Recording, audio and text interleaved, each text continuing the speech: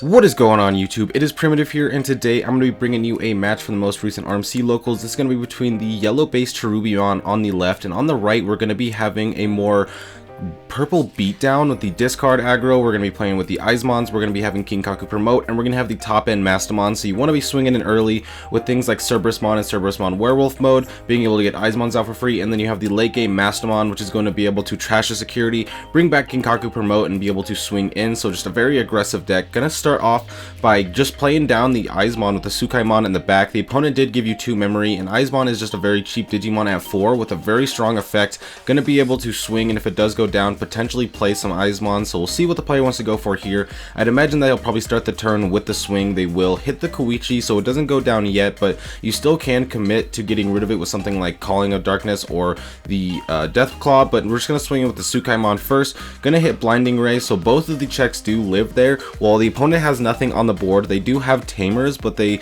don't really have anything that's going to be able to get rid of these Digimon on the board, so they're going to potentially be able to threaten to swing with them once again next turn, be able to get even more pressure and put the opponent even down lower. The Cherubimon is a deck where a lot of it removal comes from its Mega in the Cherubimon, so they're going to have to try to build up into it. If they could go up into Rihimon right here, go down to 0, and then go into the Cherubimon, they could at least get rid of the Izmons. The Cherubimon will be hanging out because it is level 5, so it can't be deleted, but you'd be able to slow it down a little bit. But we're just going to go with the Rebellion, going to give Retaliate and Blocker, so you can at least block one of these attacks, slow down the checks just enough so that way you don't lose this turn. But going to go ahead and just commit the Cerberus Werewolf mode first, going to be able to delete the Cerebrusmon for 9, be able to gain the 9 memory, and then be able to go ahead and have Rush as well. They're going to go ahead and commit the swing with the Izmons here to see if they block with the Rebellion. They do let it go through. The Izmons does live because it hit the analog, so able to give the Cherubimon a little bit more resources, but they're considering Digivolving up here. I think the ultimates that they really play are things like Cerberus, so this will probably be a Cerberus Digivolve if they go for it, but they're going to go with Promote in the back. That's a card that they want to get in the trash, so that way they can go in with their Mastemon later and get it back. And right now they're just putting their opponent on a pretty big clock. They passed the turn, so the Rebellion's blocker and retaliation is now expired, so they don't have a blocker on the board. The Mastemon player is going to be having 3 Digimon on the board with 1 in the back, while the Cherubimon player only has 2 swings, so they are just going a little bit too slow to be able to go in. Right now, it looks like they're going to need something like Schwartz to be able to clear the board, but they are going to lose a decent amount of memory on their turn. The Cerberusmon going down means the Sukaimon gains them a memory, Nidhogg being trash also gains them a memory, and the Schwartz is going to come out and be able to clear the board, which is really nice, but you did put your opponent to 5, which does give them some potential to get up into their Mastemons potentially, but at least clearing all that off the board right now means that you are going to be able to make it back into your turn. You have the Salamon in the back, which means that you can swing in with that, be able to have that potentially go down and recover and start to potentially stabilize here, but it still might be a little bit rough just because of how this deck likes to work. The Mastemon, you're able to get a lot of swings off of just 1 stack because the Mastemon does trash, so we'll have to see what they want to go here. They are going to commit the swing instead of Digivolving up, and then once it survives they are going to Digivolve up here, so wanting to go with that first instead of Digivolving first. I'm not sure why, but it is going to work out because Werewolf mode is going to come out. It's going to be able to pop the Cerberusmon for essentially free as far as memory. It's going to be able to have Rush, so you can swing in, and then you also get to get some discard potential into your trash in case you want to play something like Jack Raid, or you have more Izmons that are going to be able to come out. But as of right now, they just have the Werewolf mode. They decide to swing into the Rebellion. It is going to be able to take it out. The analog will be able to gain them a memory, but you were able to remove their biggest damage source from the Cherubimon player, so they don't really have a way to be able to go into Cherubimon next turn unless they just go Champion into Rihimon into Cherubimon like that. But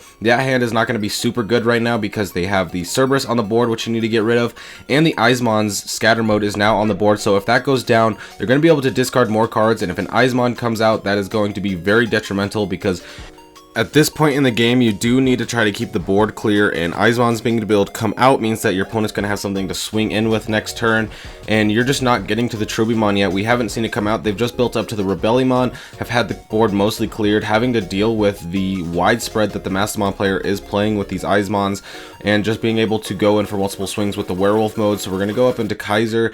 I was thinking about what Digimon they want to Digivolve up into here. They don't have Retaliate because they're not on top of Koichi, but if they do put maybe another Kaiser on top, they could get Retaliate, swing into the Cerberus. That would put them in the position where they likely aren't going to be able to lose next turn, just because even if the scatter mode comes out and swings in and drops some Eismons, unless they put promotes on top, they're not going to be able to attack. And you do have 2 security. Now the Kari is going to come out, so you will be able to have a little bit more safety on your opponent's turn. Going to be able to swing, go in. Saw that the Salamon there did recover a Salamon, so that was a pretty good recovery for them, just because the Eismon doesn't die now, so they slow down a little bit. But another Eismon scatter mode is going to be able to come out. That means next turn, no matter what, you're either going to have to get rid of these, and they're going to be able to get the draw discard, and you're going to be able to build up your trash for things like Jack Raids or potentially more Eismons.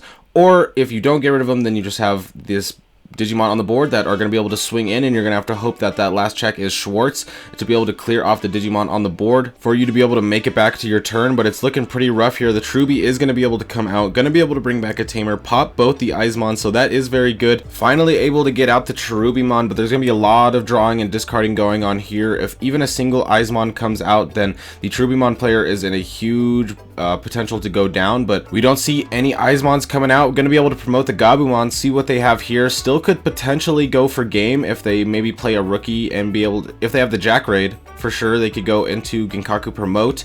They could play a rookie, maybe Digivolve on top, so we'll have to see what they want to go for here. The trash is getting pretty big here. With how many cards have gone through, I could only imagine that they're at 20 or more cards in the trash, so we'll see if they commit the Jack Raid. They were counting, so they do. Going to be able to gain 2 memory off that and another 2 memory off the next Jack Raid, and then just going to be able to hard play the Ginkaku promote and swing in with Rush. That is going to take it. Didn't need the Eismon, but that was very rough for the Cherubimon player there. Just had a hard time really having to catch up, and the Mastemon player didn't even go into the Mastemon, just was turboing out with Eismons and Ginkaku promotes and the Cerberusmon, and that's really just what this deck does. The Mastemon is much more of a top-end card to be able to finish off the game than it really is the main engine. So getting into game 2, we're going to see the Mastemon player going first, and they're just going to go ahead and hard play scatter mode. No rookie in the raising, but got the main card that we need to be able to draw and discard. It is going to go down, going to be able to draw 3, discard 1 Eismons, and see what else they want to discard here.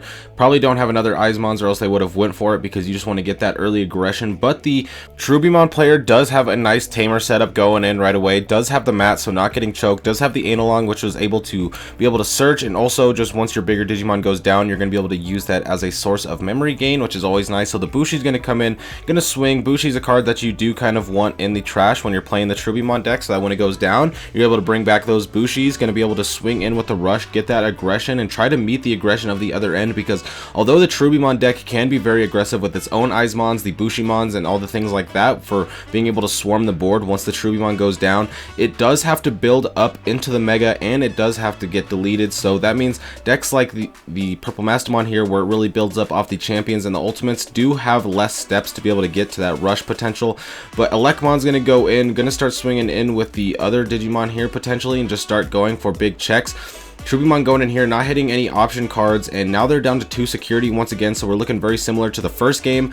Gonna go and swing down to 1, hit another mat, but now we're in a position to where if you do go into a Cherubimon, it would be able to delete a lot of Digimon on the board. Cerberusmon is going to negate that though, just because of now it being an ultimate. The Cherubimon's gonna not be able to take it down, but they could potentially Digivolve on top of this Kaiser here, be able to swing over the Cerberusmon, and then if they wanted to go into the Cherubimon there, they'd be able to get rid of the Elecmon, be able to swing the board, and then threaten to make it so that next turn you could pop the Cherubimon, swing, pop the Cherubimon, play multiple rookies, or whatever you need to do. The Salamon is in raising, which once again, if they do promote it and swing it and it goes down, you'll be able to start recovering to be able to get some of that defense going, which right now they definitely are going to need. So they are thinking right here. They went into the Rihimon and haven't committed to the Mega yet, but I could imagine that they would have to. Actually going to swing into the security instead of into the Cerberusmon. That is a little bit interesting. Obviously there is the threat of them going into the Eismons if the Cerberus does go down, but if they did play the Eismons, then the Cherubimon would also be able to take that down. So I think the security swing might have been a little bit too greedy. I think you definitely at this point needed to play a little bit defensive, just because the opponent is putting on so much pressure. You are in a position now to where they can just play the Cerberusmon and swing. If it does survive, they can go into werewolf mode, or they could go into win rate into the Mastemon. We see the win rate here, so there's a large chance this could just be the Mastemon. It's going to be able to trash the security, going to be able to bring out promote, and then you can just swing in with the Mastemon Mastemon or the promote right there and just be able to take it. So that was a really good showing of how this deck plays. It's just a deck that doesn't really stop going ever. If you're not playing a deck like Blue Hybrid, which can slow down and stun attacks, or playing something that can really out aggress them like Red Hybrid, you can just have a lot of trouble with these turbo purple decks. The Cherubimon, a deck that is also very good, very powerful, but just a little bit too slow as we saw, and just didn't have the right security to be able to handle it. But with that being said, if you enjoyed, be sure to like and subscribe, because I'm going to be bringing you even more BT7 content, deck lists, and matches. So I will catch you all next time. I hope you have a fantastic rest of your day. Peace out.